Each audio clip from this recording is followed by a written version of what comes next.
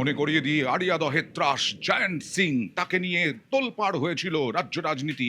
তাঁরই সাগরেদ আরো এক দাগি দুষ্কৃতী সুশোভন সরখেল, সে এবার বিজেপির মঞ্চে। এই রকমই দেখা গেল আড়িয়াদহে দমদম পুরসভার 4 নম্বর ওয়ার্ডে। সেখানে আড়িয়াদহের ত্রাস সুশোভন সরখেল দমদমে বিজেপির মঞ্চে। দাগি দুষ্কৃতী সে চলে গেল বিজেপির মঞ্চে দমদমে। এটা কি করে হয়, যখন বারবার করে হুঁশিয়ারি দিচ্ছেন বিজেপি রাজ্য সভাপতি, বিজেপির তাবড় মন্ত্রীরা, সেই সময় তোলাবাজি নিয়ে, দুষ্কৃতি দুষ্কর্ম নিয়ে বারবার হুঁশিয়ারি দিচ্ছেন, হুমকি দিচ্ছেন বিজেপির শীর্ষ নেতৃত্বরা, তখন উঠে গেল এই দাগি দুষ্কৃতি সুশোভন সরখেল বিজেপির মঞ্চে। সরাসরি চলে যাব প্রতিনিধি সুবীরের কাছে। সুবীর, কার মদতে, কার হাত আছে মাথায়, যে মণ্ডল সভাপতি তিনি পর্যন্ত বলছেন তিনি যখন স্টেজ থেকে নেমে গিয়েছেন তারপরে সুশোভন সরখেল ওই মঞ্চে, কার মদতে? যেখানে দেখা যাচ্ছে যে বিজেপির মঞ্চে দেখা যাচ্ছে এবং উত্তরীয় বক্তব্য রাখছে, সেই জায়গা থেকে জানিয়ে রাখি, এই যে তার যে বাঁদিকে এবং ডান দিকে যারা দাঁড়িয়ে আছেন তারা কিন্তু বিজেপি নেতৃত্ব যারা রয়েছেন তাদের কিন্তু পদাধিকারী লোক। এবং সেই জায়গা থেকে এই যে সুশোভন সরখেল, তাকে কেন এই মঞ্চে ডাকা হলো, সে কিন্তু বক্তব্য রাখার সময় বলছে যে আমি আপনাদের আমন্ত্রণে এখানে এসেছি, আমার আমন্ত্রণ আপনাদের কাছে রইল, আপনারা আমার কামারিতে যাবেন। এবং সায়ন নামে একজন তাকে আমন্ত্রণ করে সেখানে নিয়ে গিয়েছে এবং এটা কিন্তু প্রকাশ্য মঞ্চ থেকে তার মুখ থেকে শোনা যাচ্ছে। কিন্তু এই যে বিজেপি নেতৃত্ব যারা বলছেন যে এটা জানা নেই, কেউ জানে না, কিন্তু যেটা জানা যাচ্ছে যে সুশোভন সরখেল তো লাপাতা ছিল, সেই সুশোভন সরখেল একেবারে বিজেপির মঞ্চে উঠে গেল। হ্যাঁ, একদম রামদা। এই যে যখন ঘটনা ঘটে, যখন তাকে প্রকাশ্যে দেখা যায় যে 2025 সালের জানুয়ারি মাসে তাকে দেখা যায় যে গাড়ির মধ্যে থেকে সে কিন্তু প্রকাশ্যে ফেসবুক লাইভ করে হুমকি দিতে থাকে, প্রাণনাথে হুমকি দিতে থাকে। তারপরে কিন্তু বেলগড়িয়া থানা পুলিশ তাকে গ্রেফতার করে। গ্রেফতার করার পর কিন্তু তারপর যখন জামিনে ছাড়া পেয়ে আসে তখন কিন্তু সে পলাতক ছিল, গা ঢাকা দিয়ে ব্যাপারটা ছিল। সরকার পালাবদলের পর যেখানে এলাকার মানুষজন বলছেন যে এই অত্যাচারিত, এই যে দুষ্কৃতি, সে তার প্রতি অত্যাচারিত হয়েছেন এলাকার মানুষজন, তারা চেয়েছিল যে সরকারের পালাবদলের পর নতুন সরকার আসবে, সেই জায়গা থেকে কিন্তু তারা নিস্তার পাবেন। কিন্তু মঞ্চে দেখা যাচ্ছে এই জয়ন্ত সিং এর ডান হাতকে সুশোভন সরখেল। দেখাবো লাইভ, ফেসবুক লাইভ, অর্থাৎ সোশ্যাল মিডিয়ায় লাইভ করে প্রতিবাদীদের কিরকম হুমকি দিয়েছিলেন দেখুন। শোন, যেদিনকে সময় মিলবে বাড়ি থেকে বার করে মারবো, বাড়ি থেকে বার করে। আমার দাদাকে নিয়ে ভুলবার বলেছিস তো, একটাকে বাড়ি থেকে বার করে মারবো। তুই যে মুখে ফেস ওয়াশ করছিস না, তোর ফেস ওয়াশটা তোর ওই সাইডে করবো, বুঝলি? রেডি থাক, তোকে ওপেন চ্যালেঞ্জ করছি। তোর কোনো নেতা আছে, তোর কোনো পুলিশ আছে? এবার দেখুন, ভালো করে দেখুন, এই মূর্তিমানি জয়ন্ত সিং এর ডান হাত সুশোভন সরখেল। গত বছরের শেষে দাদাগিরির অভিযোগে গ্রেফতার হয় সুশোভন। জামিনে ছাড়া পেতেই পগার পার। প্রধানমন্ত্রী, মুখ্যমন্ত্রী ছবি দেওয়া মঞ্চ, সেখানেই দাগি দুষ্কৃতি, আড়িয়াদহের ত্রাস, হুমকি, অত্যাচার, তোলাবাজি, সেখান থেকে গলায় উত্তরীয় পরিয়ে বিজেপি নেতাদের সঙ্গে মঞ্চে সুশোভন সরখেল। কি বলছেন স্থানীয় বাসিন্দারা?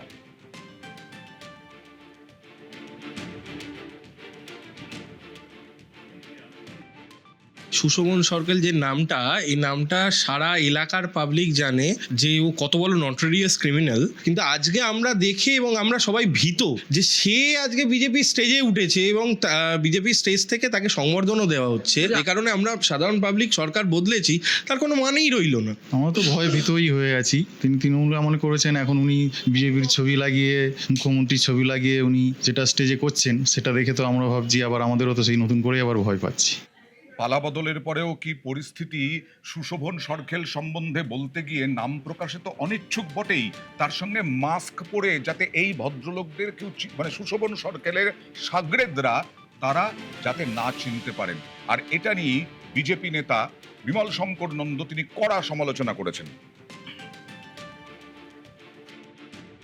ওরা লোকাল বহু লোককে ডেকেছিল, অনেকে গিয়েছিল, স্থানীয় যারা বিশিষ্ট মানুষজন গিয়েছিল, ভালো প্রোগ্রামও করেছিল। বিকেলে নাকি সেই লোকটিকে ডেকে আনা হয় এবং সে স্টেজে উঠে বক্তব্য রাখে। মন্ডল 3 প্রেসিডেন্টকে ফোন করি, সেও আকাশ থেকে পড়ে বলে আমি তো জানি না, আমরা তো 11:30 12টা বেরিয়ে চলে এসেছি। কোথাও একটা চক্রান্তের ব্যাপার রয়েছে, এটা খোঁজ নেওয়া দরকার যে কারা ডাকলো এবং যে তুলেছে, যে ডেকেছে তাকে ভালো করে খুঁজে বার করতে হবে। এগুলোকে খুঁজে বার করে দল থেকে বার করে দেওয়ার দরকার আছে। এই লোকগুলো তো যে কোনো দলের প্ল্যাটফর্ম খুঁজবে, কারণ তারা তো এক ধরনের বৈধতা চাইবে নিজের কাজের, বা সবাইকে দেখাতে চাইবে দেখো আমি এই দলের স্টেজে উঠেছি। তারা তো এটা চাইবেই, কিন্তু আমার দলের লোকেদের তো সতর্ক হওয়া উচিত ছিল। এই খবর দেখানোর পরেই তৎপর বিজেপি। গোটা ঘটনা খতিয়ে দেখা হচ্ছে বলে জানিয়েছে পদ্মশিবির। এমনকি নাগেরবাজার থানাতেও অভিযোগও জানিয়েছেন দমদম মণ্ডল 3-এর বিজেপি সভাপতি অনির্বাণ সমাজপতি। আমি যখনই জানতে পেরেছি, আমি মন্ডল সভাপতি হিসেবে আমার ঊর্ধ্বতম কর্তৃপক্ষদের জানিয়েছি দলের, এবং থানায় এই বিষয়ে কমপ্লেন করা হয়েছে যে একে কে আনলো, কেন আনলো, কি ইন্টেনশন।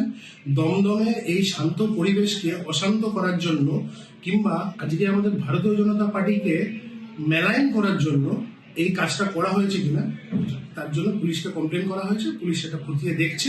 আপনারা ক্লাব সংগঠনের মতো চালান, কিন্তু এই জিনিসগুলো করে দলকে কালিমালিপ্ত করলে কিন্তু সেটা বরদাস্ত করা হয় না।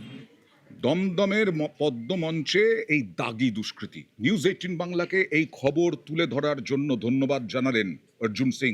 দেখুন, জয়ন্ত সিং তো জেলে আছে। আমার মনে হচ্ছে এই সরকার যতদিন থাকবে, জেল থেকে বেরোলে বাংলা তো ছেড়ে দিতে হবে। কে কোন মঞ্চে উঠে যাচ্ছে এটা তো চিহ্নিত করা মুশকিল আছে, কিন্তু আপনারা সামনে নিয়ে আসছেন, নিশ্চিতভাবে এর উপরে নজর দেওয়া হবে। যদি উঠেছে তাহলে ওখানে গাফিলাতি আছে, এটা হওয়া উচিত। নিশ্চয়ই আমি তো বলবো এইসব লোককে সাসপেন্ড করা, আর যদি কেস থাকে জেলে ঢুকানো। আর বিজেপির প্রধান মুখপাত্র দেবজিৎ সরকার, বিধায়ক সজল ঘোষ এবং কৌস্তুভ বাগচি তারা কি বলছেন দেখুন। রক্তদান শিবির কোনো ক্লাবের উদ্যোগে চললে সেখানে কি করে দলীয় পতাকা বা দলীয় ব্যানার থাকে সেটা আমার জানা নেই। আমরা অস্বীকার করছি না যে আমাদের কোনো ক্ষেত্রে বিচ্যুতি হয়নি। আমরা সব থেকে পরিষ্কার পরিচ্ছন্ন জায়গায় আমরা উত্তীর্ণ হতে পেরেছি, নয় আমরা সেই কথা মাথায় রেখে এবং আমাদের বিচারধারাকে মাথায় রেখে কথা আপনাদের বলতে পারি, এই ধরনের বিচ্যুতিকে দল এন্ডোর্স করে না এবং আমাদের দল নিশ্চিতভাবে এই ব্যাপারে খতিয়ে দেখে ব্যবস্থা নেবে। এদের আমরা কাউকেও চিনি না। অনেক ক্ষেত্রে আমাদের নিচু তলার কিছু কর্মীদেরও আছে, বেশিরভাগ ক্ষেত্রে এরা নিজেরাই স্বতঃপ্রণোদিত ভাবে উঠে পড়ছে মঞ্চে। আমার সাথে এরকম হয়েছে, বহু লোক আমার বাড়িতে আছে, আমি যদি বলে একটা ছবি তুলবো, আমি বলবো যে তোমার আই কার্ড নিয়ে এসো, তোমার বার্থ সার্টিফিকেট নিয়ে এসো, তারপর ছবি তুলবো। তারপরে দেখি ফেসবুকে গোল গোল করে আমার পাশে তৃণমূলের হারমাত। কিন্তু এটি জানলে আমরা ছবি তুলতাম না, মঞ্চে উঠতে দিতাম না। দেখুন, কোথাও যে আমাদের কেউ নেই এটা ছাড়া, তাও তো বলতে পারবো না। আলটিমেট এরা দলে ঢুকতে পারবে না, আপনারা নিশ্চিন্তে থাকুন।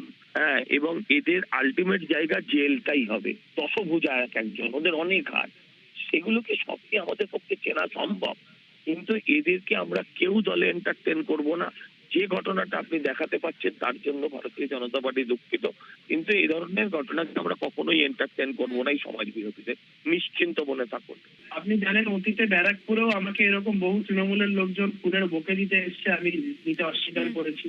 এই বিষয়টা আমাদের জিরো টলারেন্ট হওয়া উচিত বলে আমার অন্তত মনে হয়। এখন ওটাই হচ্ছে ব্যাপার, যে যেখানে পাচ্ছেন, যে যেভাবে পাচ্ছেন ঢুকে পড়ার একটা প্রচেষ্টা করছে।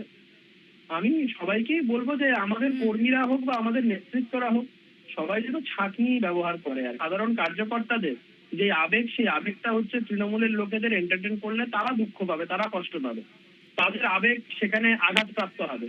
তো আমরা এমন কেন কিছু করব যেখানে আমাদের দেবতুল্য কার্যকর্তারা তাদের আবেগ যেখানে আহত হবে। আমার মনে হয় আমাদের দল এই ব্যাপারে যথেষ্ট কঠোর অবস্থানই নেবে।